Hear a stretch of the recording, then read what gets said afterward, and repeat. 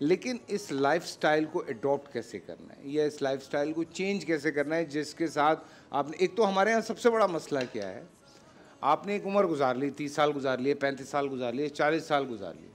अब उसके बाद जब आपको ये पता चलता है कि भाई वो सही है और मैं गलत रहा हूँ, तो आप अकड़ जाते हैं कि नहीं मैंने सारी ज़िंदगी गलत गुजारी है, तो मैं तो नहीं बदलूंगा अपनी ज़िंदगी, हम तो नहीं बदलेंगे, ये गलत है, वो इस पर भी अटक जाते हैं। तो कैसे वो इस लाइफस्टाइल की तरफ आए कि सेहत क्या होती है, अच्छी तरह से ज़िंदगी गुजारना क्या होता है।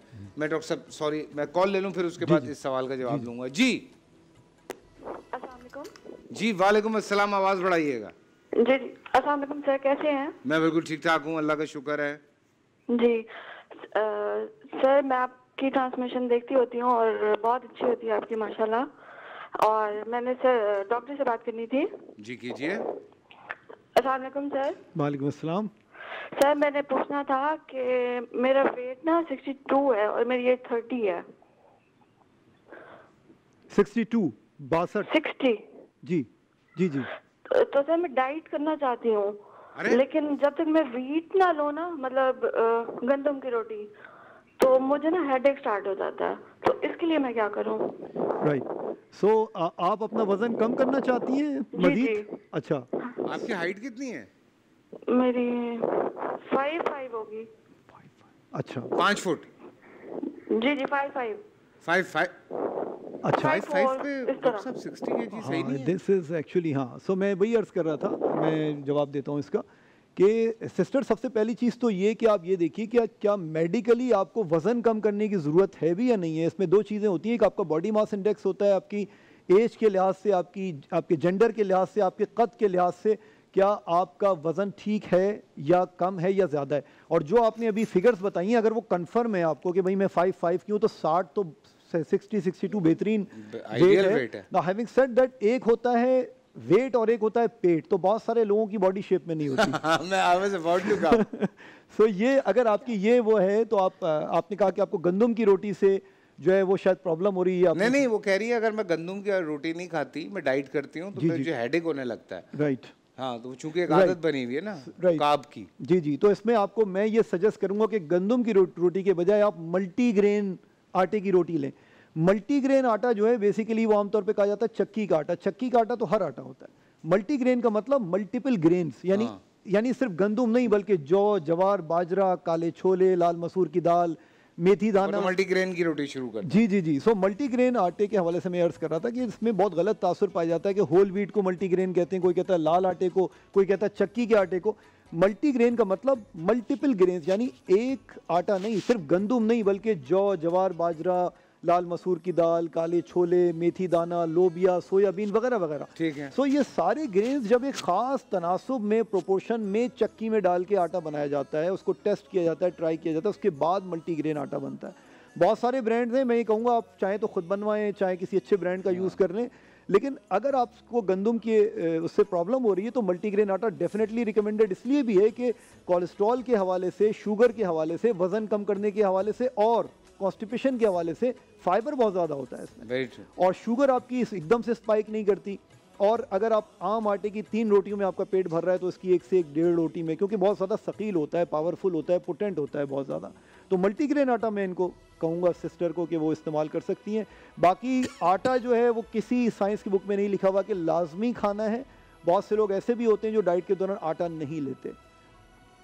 राइट, आपकी मिसाल 4 years now, 4-5 years के मैं कंसेक्यूटिवली आटा नहीं ले रहा। जी जी। मैं आटे की जगह खोपरा या बादाम का आटा खा लेता हूँ माशाल्लाह, या जैसे मल्टीग्रेन कभी ले लिया थोड़ा सा।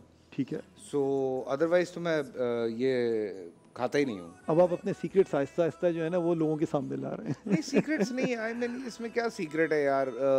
लोगों को जितना हम देखते हैं, इन माई एज आई बी 50 इंशाल्लाह इन अक्टूबर, तो मैं जब देखता हूँ तो मैं बड़ा, मुझे दुख भी होता है देख के कि क्या अशर किया हुआ है, और ना जिम हो रहा है, ना एक्सरसाइज हो रही है, ना भागा जा रहा है, गोडे भी जवाब दे गए हैं, बैग भी जवाब दे गई है। तो मैं लोगों को कहता हूँ यार अपने आप को, और फिर लोग मुझे कभी कभी ताने दे रहे होते हैं तो मैं कहता हूँ कि भाई हमारे बहुत सारे मेरे ऐसे, जैसे आई जस्ट मेट मिसबा जो हमारे क्रिकेटर हैं, जी जी, तो मैं उसको देखता हूँ तो वो तो मुझसे भी ज़्यादा फिट है, या फिर और जो मेरे हम उम्र है, जब मैं उनको देखता हूँ, शाहिद आफरीदी हैं, थोड़े से छोटे होंगे, या यूनुस खान हैं, उनको देखता हूँ वो तो और भी ज़्यादा फिट है।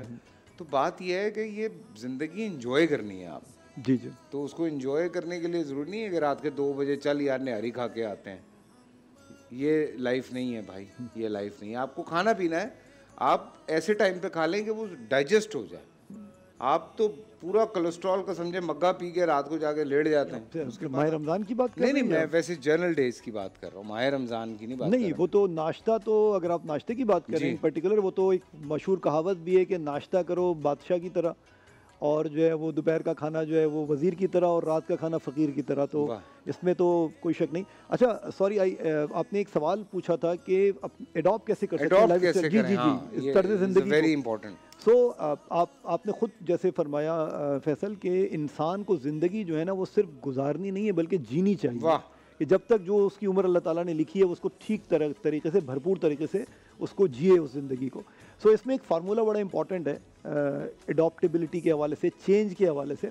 वो ये है कि चाहे बिज़नेस हो, एजुकेशन हो, करियर हो, तालीम हो, फिज़िकल हेल्थ हो, जज्बाती सेहत हो, जहनी सेहत हो, रूहानी सेहत, जो भी इंपॉर्टेंट चीज़ हो आपकी ज़िंदगी में, जो भी इंपॉर्टेंट चैप्टर आप उससे डील कर रहे हैं, ज़िंदगी में वो हासिल करने के लिए जो आपको पहले नहीं मिला, ज़िंदगी में वो हासिल करने के लिए जो आपको पहले नहीं मिला, आपको वो करना पड़ता है जो आपने पहले नहीं किया। वरना एज आइंस्टाइन सेज के stupidity is doing same thing again and again and expecting different results. अगर मैं वही मामूल रखूंगा और सिर्फ ये चाहूंगा, ये डिज़ायर करूंगा कि यार ज़िंदगी चेंज हो जाए मेरी, ऐसा नहीं होगा। वो अमल से ज़िंदगी बनती है, जन्नत भी जहन्नम भी। सो ये बहुत अहम है कि मेरे अंदर ये अज़म मौजूद हो कि मुझे अपनी ज़िंदगी चेंज करनी है, और कुछ ऐसा चेंज करना है अपने सोने में, जागने में, खाने में, पीने में, भागने में, दौड़ने में, जो मैं पहले नहीं कर रहा हूँ। मैं कहाँ कौन सी चीज़ मिस कर रहा हूँ।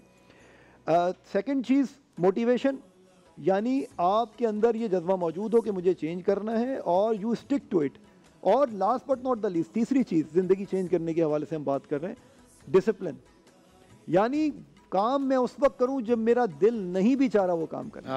जिम जाने का दिल नहीं चाह रहा, अफ्तार को किए वो 2-2.5 घंटे हो गए, छोड़ो यार, चाय पीते हैं, सिगरेट पीते हैं, टीवी देखते हैं, वॉटेवर, सिर्फ शीशा पीते हैं, शीशा पीते हैं। ये इंपॉर्टेंट चीज़ है कि ये आप ज़िंदगी इधर की उधर हो जाए। जैसे आप लोग माशाल्लाह सेलिब्रिटीज़, इस हवाले से आप लोगों का एस्पेक्ट बहुत अच्छा है, वुड से कि कमेंडेबल है कि बहुत सारे लोग इसमें बहुत अपने रूटीन के बड़े डिसिप्लिन्ड होते हैं कि यार मुझे एक्सरसाइज करनी है तो करनी है। हाँ भाई।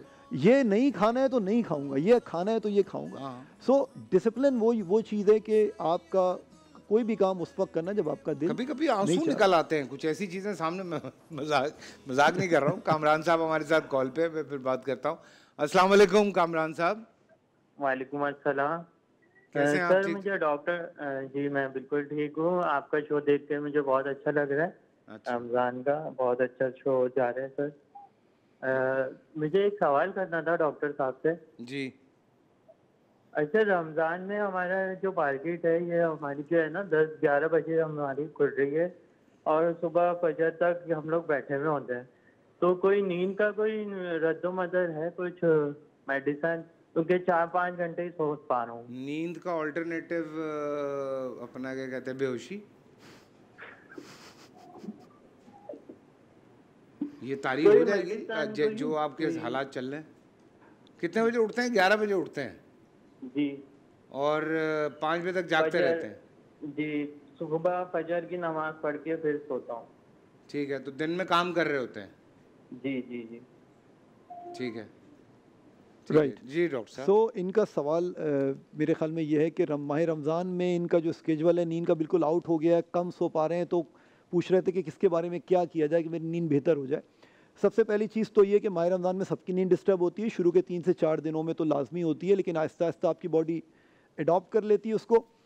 देखिए, आपको कम अज़ कम अगर 7 घंटे नहीं सो सकते, माह रमज़ान की बात कर रहा हूँ, तो 6 घंटे तो लीजिए। अगर एक गो में नहीं सो सकते तो दोपहर में, शाम में 1 घंटे 1.5 घंटे की नैप ले लीजिए। अगर वो भी पॉसिबल नहीं है तो आई वुड से कि पूरी रात जागना, अगेन हमने पिछली दफ़ा भी ये बात की थी कि सहरी तक जागना बिल्कुल भी रिकमेंडेड नहीं है, बल्कि सुन्नत तरीका भी है कि इंसान सोए और उसके बाद जाग कर तहज्जुद पढ़े और जो है वो सहरी करे, बिल्कुल ऐसा ही है। सो आई वुड अगेन से कि अगर आपको मुमकिन नहीं है अपने कारोबार की वजह से, तो आप सहरी के बाद जब सो रहे हैं तो उस नींद को 6 घंटे तक कंटिन्यू करें। मेडिसिन में एडवाइस नहीं करूँगा, जो ये पूछ रहे थे कि वो आप मेडिसिन दें, और वैसे भी हमें इस तरह नहीं करनी चाहिए। हाँ, एक चीज़ ज़रूर है, और वो भी अपने डॉक्टर से ज़रूर मशवरा करना चाहिए। एक हर्बल सप्लीमेंट आता है मेलेटोनिन के नाम से, वो कोई ब्रांड नहीं है बल्कि एक प्लांट से वो हार्मोन हासिल किया जाता है। वो लोगों की नींद इम्प्रूव कर सकता है, लेकिन वो बच्चों के लिए नहीं है, वो प्रेग्नेंट ख़वातीन के लिए नहीं है, वो जो नर्सिंग ख़वातीन है उनके लिए नहीं है। आप उसको सिर्फ एक शॉर्ट टर्म के लिए 3 दिन 4 दिन के लिए अपनी नींद को नॉर्मलाइज करने के लिए ले सकते हैं। मेलेटोनिन को अक्सर लोग फैसल इस्तेमाल करते हैं जेट लैग के लिए। जब आप ट्रैवल करते हैं ना तो आपकी नींद की ऐसी की तैसी हो जाती है। किया हुआ है। बिल्कुल बिल्कुल। तो उस सूरत में आप मेलेटोनिन ले सकते हैं किसी अच्छे ब्रांड का, लेकिन अगेन कोशिश करें कि आप सोने से पहले अगर बात ले लें आपको नींद अच्छी आएगी। कैमोमाइल टी ले लें, आपको नींद अच्छी आएगी। बिल्कुल ऐसा ही है। लेकिन कैफीन, अगर आपने सहरी में चाय पी है, कॉफ़ी पी है, तो फिर आप भूल जाएं कि आपकी नींद की क्वालिटी या ड्यूरेशन। थैंक यू डॉक्टर साहब, इंशाल्लाह परसों फिर मुलाकात होगी आपसे। एंड हम और बातें करेंगे खाने पीने के हवाले से, लेकिन आज की बात हाईलाइट थी वो जो 4 तरह की सेहत होती है, वो पकड़ लें बात और उसको गौर से समझिएगा। डॉक्टर साहब ने बात क्या की है। फिलहाल छोटे से ब्रेक।